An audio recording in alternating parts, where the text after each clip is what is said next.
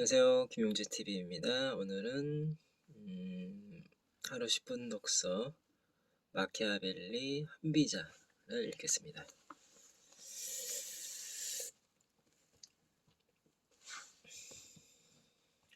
20페이지.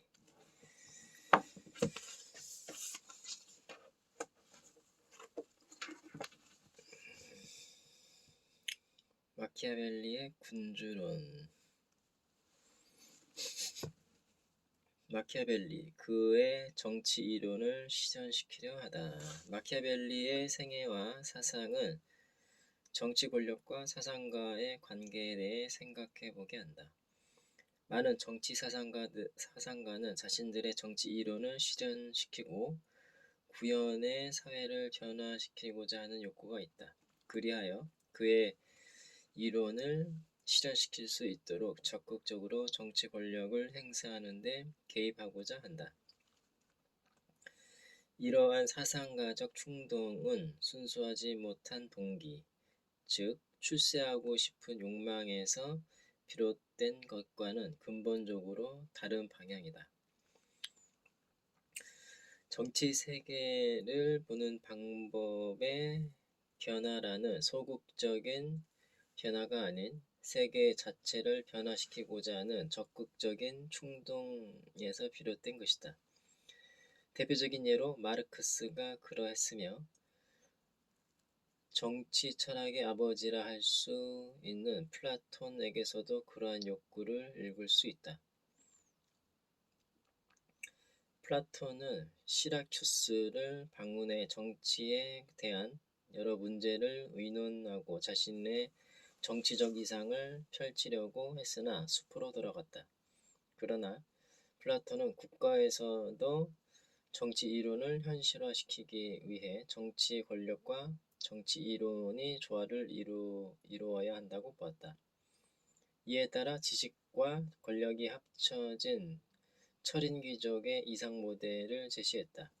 플라톤이 세운 아카데미 또한 이러한 이상을 실현하기에 적합한 정치적 지도자를 양성하기 위한 것이다. 마키아벨리도 이러한 충동을 느끼지 않을 수 없었을 것이다.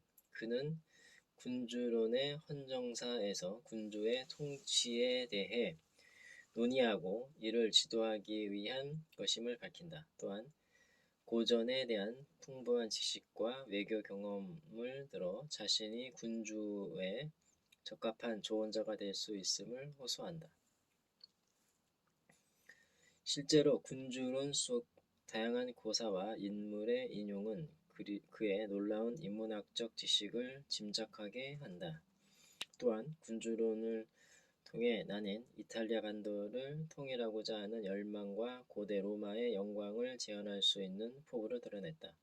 그리하여 그는 헌정사에서 군주에게 바치는 선물이 말, 무기, 금은보화가 아닌 근래 일어난 사건들에 대한 지속적인 경험과 고대사에 대한 꾸준한 연구를 통해 얻은 위대한 인물들의 행위에 대한 지식을 바치겠다고 말한다.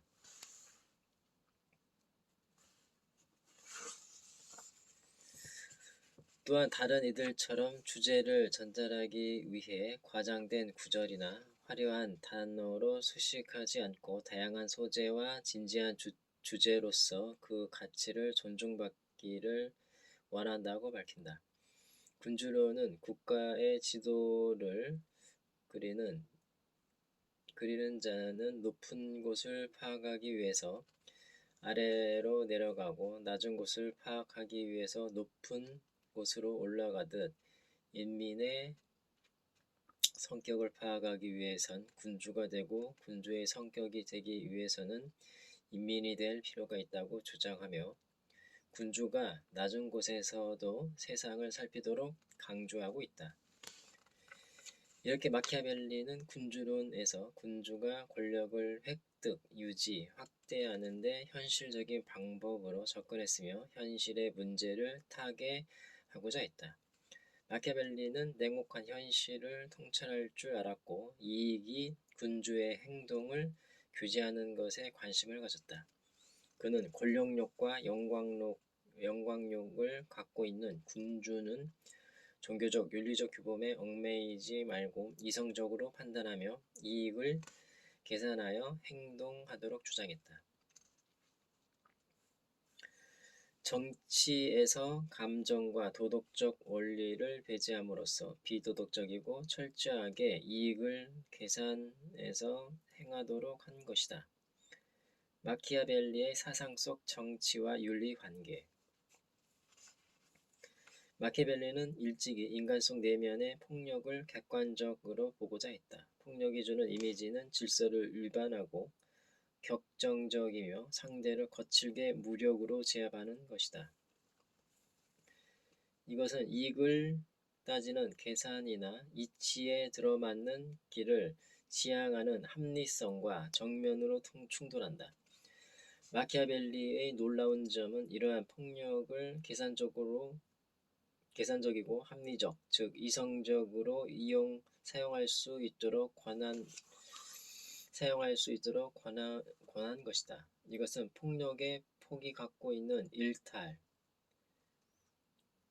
격렬성, 비이성성을 배제한 힘의 사용으로 볼 수 있다.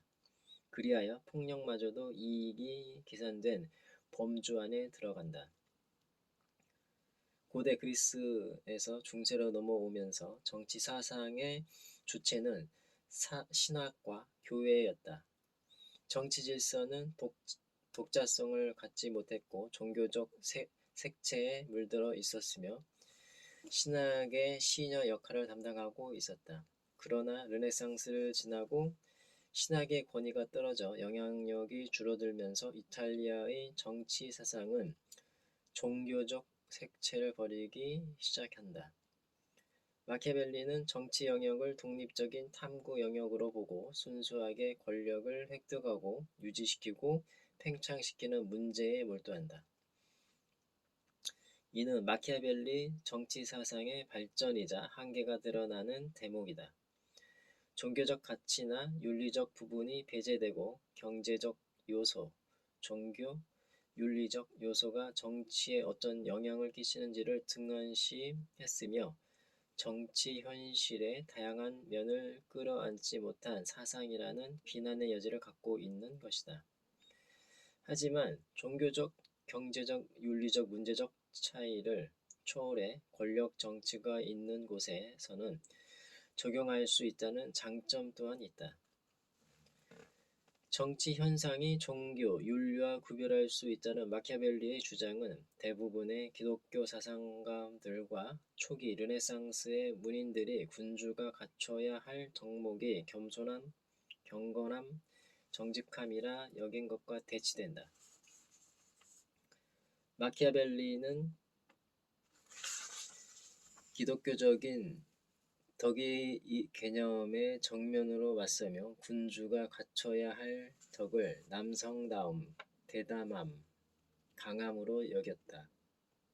마키아벨리는 종교적 색채가 지배하지 않았던 로마 공화정의 정신으로 돌아가 군주에게 남성다움 혹은 전사의 덕을 강조한 것이다. 그리하여 정치 영역이 종교적, 윤리적 덕과 구별할 수 있음을 정치 영역의 독자성을 주장하여 혁신을 보여주었다. 마키아벨리는 기독교적인 도덕과 이별을 선언했지만 대신 그 자리에 로마 공화정 시대의 덕의 개념을 세웠다. 하지만 정치와 도덕의 일반적 문제에 대해 마키아벨리가 무관심했던 것은 아니며 다만 이를 유동적으로 인식하며 정치의 영역에서는 윤리적 덕이 공적인 덕으로 전환되지 않으며 사적으로 비윤리적인 행위가 공적 영역에 이익이 되고 덕이 될 수 있음을 지적했다.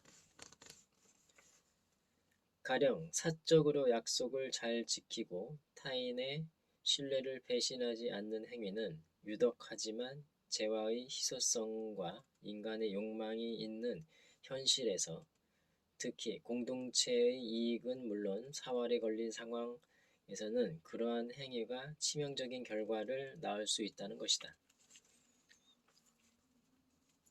그리하여 마키아벨리는 사적인 관계에서 약속을 깨뜨리고 폭력이 수반되는 행위가 공동체에 유익한 결과를 가져오기 때문에 유덕한 행위가 될 수 있다고 생각했다.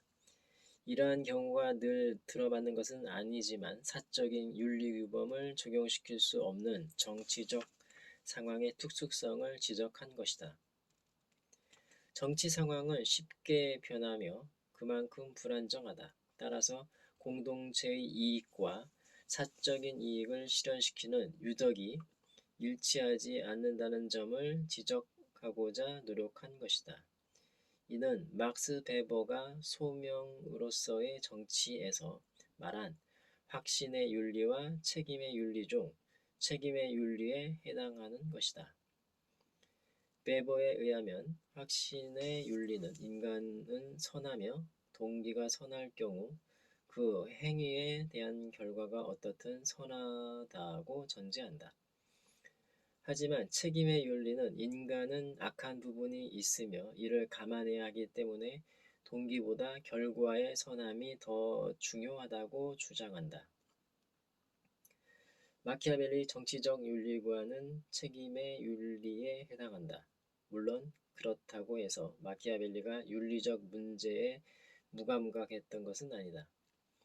그는 정부가 안정된 상황에서 운영될 경우 기독교적 도덕에 따라야 한다고 주장했다.